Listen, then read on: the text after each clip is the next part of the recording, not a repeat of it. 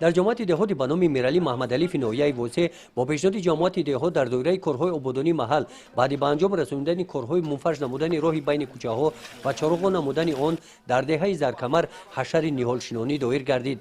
در این معرکه همه ساکنان دهه فعالانه اشتراک نموده زیاده از 1000 بیخ این گونه نیال‌های سویافکن شنانیدند. نیال‌ها از باغ بوتانیکی شهر کلوب و ناحیه وحدت به این دهه رسانیده شدند.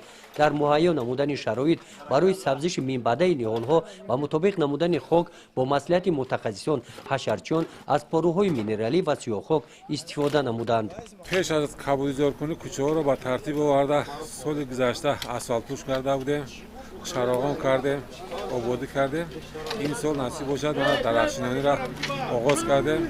این موسم رو نصیب باشد تا ماهای آخر ماه فوریه دوام بدیم که تمام کوچه‌های محله را آباد و زیبا گردانیم.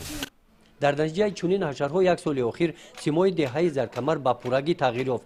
در این مدت منزل‌های استقامتی ساکنان زمانوی کرده شده این اقدام ادامه دارد.